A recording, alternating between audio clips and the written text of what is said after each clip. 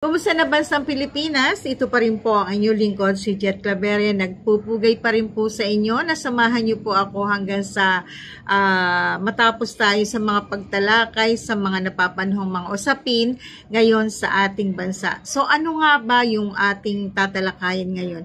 Ang tatalakayin natin ngayon mga kababayan natin ay kung bakit ang rally o ang national rally na Iglesia ni Cristo for Peace or para sa kapayapaan ay bakit napunta sa Liwasang Bonifacio. Yan ang malaking katanungan. Kasi sabi nga nung iba, bakit hindi kayo nag-rally dito sa Quirino Grandstand? Bakit dyan kayo sa Liwasang Bonifacio?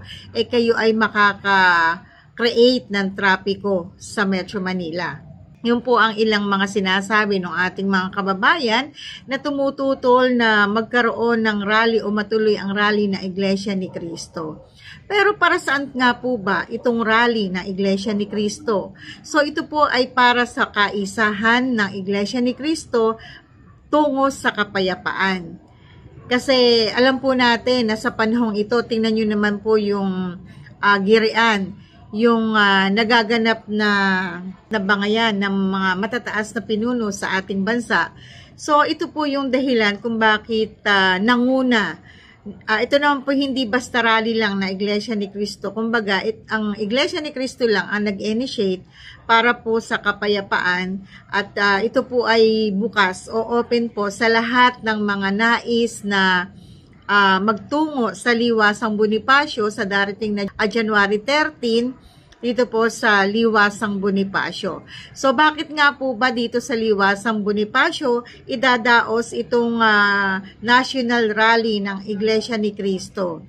Kasi ang sinasabi po ay kaya hindi po binigyan ng permit ng ang Iglesia ni Cristo na doon mag-rally sa Quirino Grandstand dahil mayroon daw pong nauna na mga grupo. At ang balita pa nga natin hanggang hanggang Marso daw. So tingnan natin sa darating na Lunes kung sino ba yung mga grupo na nandito sa Quirino Grandstand. Baka naman pwedeng pagpalitin muna natin ngayon, di ba? Kasi alam natin na dadagsain po ang Metro Manila, lalo na po ang Liwasang Bonifacio at ang libu-libong mga bus ang magtutungo dito sa Metro Manila para makiisa dito sa gaganaping National Rally for Peace ng Iglesia ni Cristo. Kaya po dun sa mga nais na sumama ay dapat po ay kayo'y makikinig at makikipagkaisa dun sa gagawin po na Iglesia ni Cristo. Kasi yung pong gagawin na Iglesia ni Cristo, wala pong sisigaw ng impeachment laban kay Sara Duterte. Wala pong ganun. Wala din, baka dun sa kabilang side naman may sisigaw na pababain si BBM. Walang mga ganyan, mga kababayan natin. Pure tayo sa paglulunsad ng rally tungo sa kapayapaan. So, wag na po nating lahukan ng kung ano-ano. Ngayon, kung hindi nyo kaya yung kaisahan na Iglesia ni Cristo na ang isisigaw ay para sa kapayapaan, wag na po kayong sumama. Kasi makakagulo lang po kayo. Kasi hindi po papayagan na may sumigaw sa inyo ng tungkol sa politiko. Hindi rin po papayagan na ang isisigaw ay yung si Marcos, yung kabila naman ay Duterte. Wala pong ganon. Kasi ang gagawin po ng Iglesia ni Cristo ay magkakaroon po sila dyan ng mga program, may mga kantahan po dyan, baka po may pamamahayag pa. So, hindi po makakasagabal at hindi rin po mananabutahe ang Iglesia ni Cristo kung kanino mang mga kandidato o politiko. Inuulit po natin, ang Iglesia po ni Cristo ay rarally tungo sa kapayapaan, hindi po tungo kung kanino na mga politiko. Asahan din po, ang alam po natin ay nasa 39 na distrito mula po sa iba't ibang lugar sa Pilipinas ang magtutungo dito sa Metro Manila. Mayroon po din gaganapin dyan sa Palawan, sa Cebu, Iloilo at sa ampumang panig ng bansa. Pero ang karamihan po ay magtutungo dito sa Metro Manila na sakay ng kanilang mga inarkilang mga bus at payapa silang magtutungo dito sa Maynila para makiisa sa isasagawang rally na Iglesia ni Cristo. At pakiusap na din po natin dun sa mga nagnanais na isabotahe itong malakihang event na to o okasyong ito, ay sana po ay wag yun nang ituloy dahil wala naman pong mangyayaring kaguluhan dito kung walang manggugulo. Inuulit po natin, wala pong mangyayaring kaguluhan dito kung walang manggugulo. Kasi po tahimik na magsasagawa ng rally para sa kapayapaan ang Iglesia ni Cristo. Kasi napakahirap na po ng ating nararanasan sa ating bansa. Andiyan po yung iba't ibang kalamidad na nagaganap. Andiyan po yung mga awayan. Andiyan po yung wala na tayong halos makain. Mga pagsabog ng bulkan. Tapos ang uunahin pa ng mga namiminuno sa atin ay panay politika. So yan po yung nais natin na mawala. At magkaisa na po ang mga namiminuno tungo naman po sa payapang bansa at maging maunlad pang lalo ang ating bansa. Po na maraming pumupuri sa Iglesia ni Cristo, lalo na po kay kapatid na Eduardo B. Manalo, na talagang napagkakaisa niya ang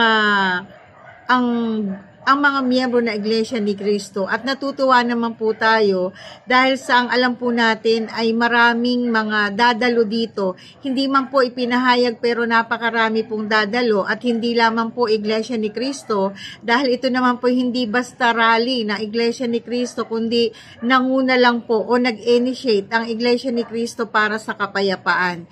Kaya po ang alam natin ang Philippine National Police, sana po ay makipagkaisa din kayo. Lalo na po ang tiyakin nyo po ang maximum tolerance. Ingatan po natin ang ating mga kababayan na magsasagawa ng malakihang rally dyan sa Liwasang Bonifacio.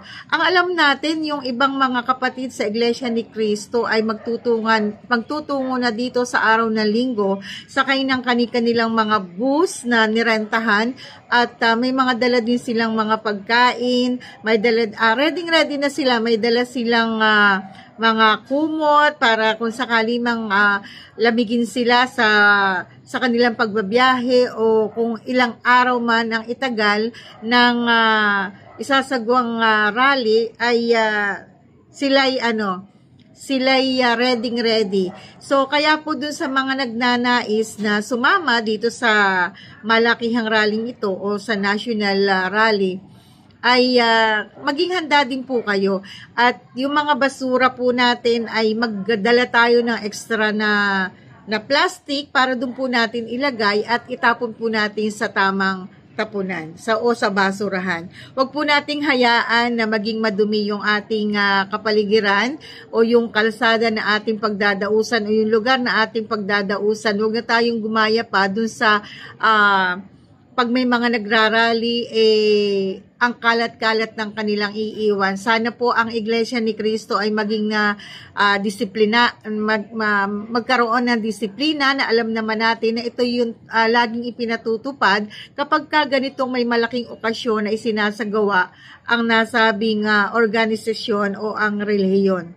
At naniniwala din tayo na magtatagumpay ang isasagawang rally na ito ng Iglesia ni Cristo kasama ang iba pang mga grupo, lalo na ang ilang mga religious sector, mga private sector at iba pa. So dun sa panawagan na din po natin dun sa ating mga kababayan na nagtatrabaho, na pumapasok sa mga opisina ay para po maiwasan natin na malate kayo or matrap kayo ng traffic,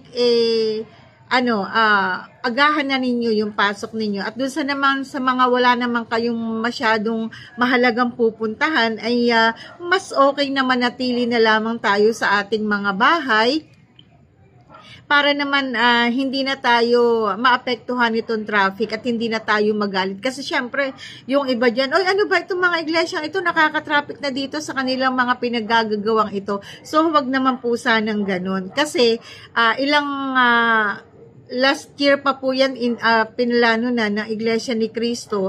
Kaya po dapat yung ating mga kababayan nakapag-adjust na din po kayo ng inyong mga schedule. Kung ano man po yung mga schedule nyo sa Metro Manila, iiwasan nyo na po yung mga lugar na talagang dadaanan o pagdadausan itong malaking rally na to. At alam naman natin na normal lang sa Metro Manila na magkaroon ng traffic, di ba? Magkaroon nga lang diyan ng sasakyan, dalawang sasakyan na nagkasagian, nagkakaroon na ng pagsisikip ng trapiko, lalo na itong milyon yung magtutungo dito sa Metro Manila. At yun naman po ating mga vloggers, naku, alam niyo naman, meron diyang vlogger na talagang nira sa kaisahan ng Iglesia ni Cristo, is nyo po yung tunay. At doon po sa mga kukuha ng balita para dito po sa isasagawang rally na to, ang sana po ang ilabas nyo ay yung tunay naman, no? Yung tunay na nagaganap at yung positibo na makakatulong sa ating mga kababayan, hindi yung masisirain nyo pa ang ating mga kandidato na pag-aaway-awayin pa sila. So, huwag naman sanang ganon. Para naman po makamit natin yung katahimikan, makamit po natin yung tunay na kapayapaan, ay makiisa po tayo. Wala na po diyang magsasalita pa na, nagsasagawa ng rally ang Iglesia ni Cristo dahil gusto nila na kampihan itong si Sara Duterte, itong si BP Sara. Hindi po ganon. Walang pong ganyan, walang Duterte, walang Marcos, ang sa atin po doon po tayo sa gitna na ang magbibenepisyo po ay ang taong bayan, hindi po ang mga politiko, hindi po ang mga opisyal na yan. Ang nais po natin ay mapagbati sila, magkaisa at sama-sama po tayo para sa kaunlaran. At alam niyo mga kababayan natin, dito sa isasagawang rally, ay makikita natin kung ano yung kasiglahan ng mga iglesia sa kanilang kaisahan. Kung paano sila magkaisa. Sabi nga nila, babayaran lang yan. Babayaran lang yan ng mga politiko. Kukuha sila ng mga sponsor sa mga politiko. No. Hindi po sila kukuha o anumang mga sponsor mula sa mga politiko. Ito po ay voluntaryo ng mga kaanib na Iglesia ni Cristo. Sama-sama po silang magtutungot sa pagdadausan ng rally, dala po ang kanilang mga baon, yung iba nga po namimili na diyan, di ba? Kung ano yung kanilang mga babaunin, kailangan po na magkaroon kayo ng yung inaamoy, ano nga yung sa hilo, kasi baka sa dami ng tao, mahilo tayo, and then magdala din po tayo ng arenola. Kasi yung katulad ko, naku ako maihiin para sa sasakyan, meron na din kayong doon kayo pwedeng umihi sa arenola sa sasakyan, di ba? Magandang advice yan. Kasi, pero ang alam natin, marami naman diyang itatayo yung mga portalet, di ba? Yung mga CR. Kaya lang doon sa CR ay sana ayusin natin ang paggamit para respeto lang doon sa mga gagamit. Bigayan lang. Kasi alam naman natin na tayo nandyan hindi para mag-away-away. Tayo nandyan para tayo magbigayan at makikita nyo yung kaisahan ng Iglesia ni Cristo. At alam natin na magtatagumpay po sa pangunguna ng Iglesia ni Cristo na magkakaroon po ng tunay na kapayapaan. Pero alam nyo, mayroon tayo na balitaan na kung may magaganap daw sa Kamara at kung ano man yung magaganap sa Kamara at sa Senado ay malalaman po natin yan sa mga darating na araw. At ang sabi nga po, isasabay daw sa rally ng Iglesia ni Cristo o nasa pangunguna ng Iglesia ni Cristo. Ano man po sana yun, hindi naman po masama at ito po ay para sa ikabubuti ng ating mga kababayan. Hindi yung para sa pansariling interest nyo lamang. Hindi dahil sa malapit ng eleksyon, kayo kung ano-anong gagawin. No? Huwag sanang ganun. So sana kung ano man po yung ating nakuha na impormasyon na mayroon daw gagawin sa Kamara at sa Senado sa panahon ng rally ay sana po ito para sa ikabubuti ng taong bayan, para sa ikabubuti ng bansang Pilipinas na ating minamahal at hindi sa pagkakawatak-watak. Tigilan na po natin yung bangayan kasi ito na po yung oras para naman bigyan natin ng kaunlaran ng ating bansa. tuparin nyo yung sinasabi nyong unity noon. Di ba? Kapit kamay kayo noon, kapit kamay. Pagkakaisa tungo sa kaunlaran. May mga nagsasabi pa nga dyan, mga kababayan natin, na magkakaroon daw ng martial law.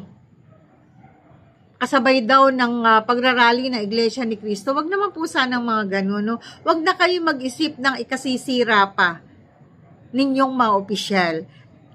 Makipagkaisa kayo para sa kapayapaan. Pagbatiin po natin ang mga hindi nagkakaunawa nating mga namiminuno sa ating bayan. Okay mga kababayan, yan po yung ating, teka baka may nalilimutan pa ako kasi ako'y nag-take note dito, no? So, yung ano natin, yung sinasabing kaya hindi po pinayagan Iglesia ni Cristo dun sa Quirino Grandstand ay, kasi ang Iglesia naman ay sumusunod kung sa mga alituntunin at kung hindi man pinayagan na doon na hindi man payagan ng, na doon magdaos ng rally, ay wala po tayong magagawa. Kasi ang alam natin, sumulat po sa Quirino Grandstand, ang Iglesia ni Cristo para dito magdaos ng rally pero hindi po sila pinayagan sa dahilang hindi daw available sa January 13 at tinanong nga kung kailan available, ang sabi daw ay hanggang March ay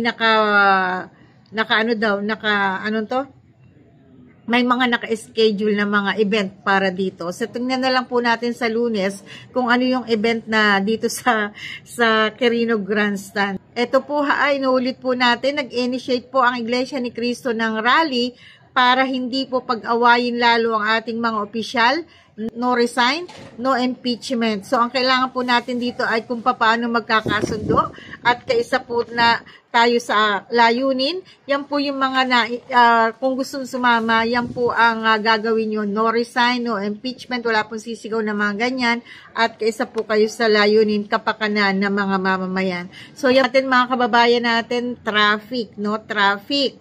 So, sumunod na lang po tayo sa batas at itinatadhana para doon sa pagbibigay ng permit naman dito po sa rally sa Iglesia ni Cristo. So, marami pong salamat at sabi nga po, magkita-kita po tayo sa darating na Lunes diyan po sa Liwasang Bonifacio. Marami pong salamat mga kababayan. Ako pa rin po ang inyong lingkod si Jet Claveria, kapwa nyo, Pilipino.